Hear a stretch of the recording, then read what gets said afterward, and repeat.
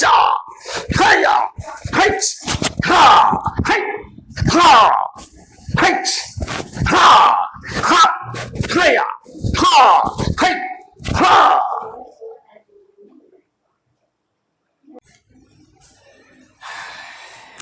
மக்களே, கை கால்களுக்கு உயிர் கொடுக்கக்கூடிய பயிற்சி இப்படி தான் பண்ணணும்.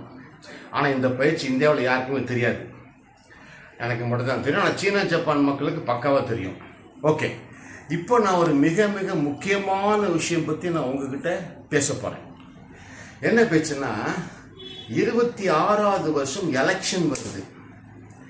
தமிழ்நாட்டோட மக்களை யார் ஆளப்போகிறார் அவர்களை தேர்ந்தெடுக்கக்கூடிய தேர்தல் வரப்போகுது. தேர்தலுக்கு யாருக்கு ஓட்டு போடணும்னு கேள்வி இருக்கு. தயவு செய்து சொல்றேன், உடற்பயிற்சி என்றால் என்னவென்று தெரியாத அரசியல்வாதிகளுக்கு யாரா இருந்தாலும் ஓட்டு போடாதீங்க. ஏன்னா அவர்களால் ஒரு பிரயோஜனம் கிடையாது. அவர்களுக்கு நல்ல சிந்தனையே வராது, நல்ல செயல்பாடு வராது, உடம்பு ஆரோக்கியமாகவும் இருக்காது.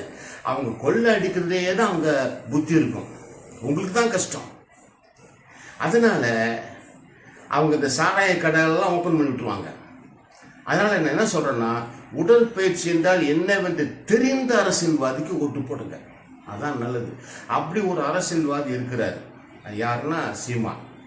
சீமானுக்கு உடல் ஆரோக்கியத்தை பற்றின அக்கறை இருக்குது, பயிற்சியும் பண்றாப்புல. அது நான் சீமா வந்தா சாராய கடையெல்லாம் எடுத்துருவேன் அப்படின்றாப்புல. தமிழ்நாடு உருப்படணும்னா, தமிழ்நாடு இளைஞர்கள் இளம்பெண்கள் நல்லா இருக்கணும்னா சாராய கடையை எடுக்கணும். உடற்பயிற்சியை கம்பல்சரி ஆக்கணும், சட்டமாக்கணும். இந்த ரெண்டு நடந்தாதான் தமிழ்நாடு சீனா ஜப்பானோட முன்னேறும். சீனா ஜப்பான் கொரியாவோட தமிழ்நாடு முன்னேறணும்னா இவங்களுக்கு ஓட்டு போடுங்க, சீமான் மாதிரியான ஆட்களுக்கு ஓட்டு போடுங்க. இல்லைன்னா தமிழ்நாடு எந்த ஜென்மத்திலே முன்னேறாது. இப்படியே தான் இருக்கும். உங்களுக்கு தான் கஷ்டம். இப்போ கைகால்களுக்கு உயிர் கொடுக்கக்கூடிய, உடம்புக்கு மட்டும் இல்ல அறிவுக்கும் பயிற்சி கொடுக்கக்கூடிய ஒரு பயிற்சியை இப்ப நான் செய்யறேன் பாருங்க.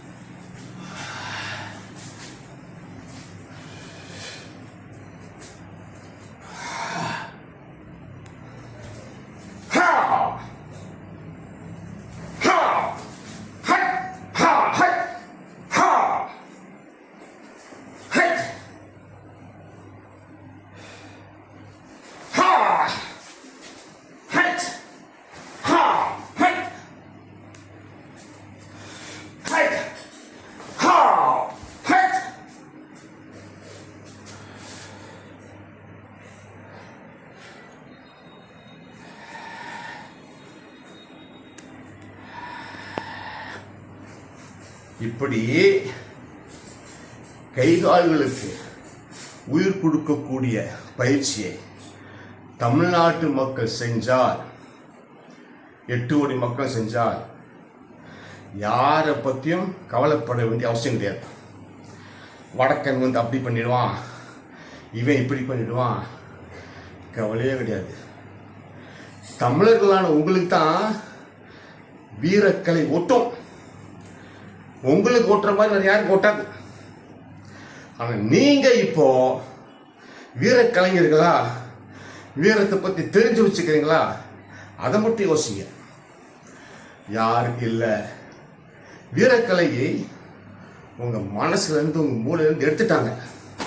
யாரு இங்க பிழைக்க வந்தவங்க? நான் சொல்றது பிரிட்டிஷ் காலத்துல எடுத்து உங்களை குட்டிச்சோறாக்கிட்டாங்க. ஜாதி மதம் லொட்டு லொசுக்கு குடி எல்லாம் கொடுத்து உங்களை கெடுத்து போட்டாங்க. அதெல்லாம் தூக்கி குப்பையில போடுங்க.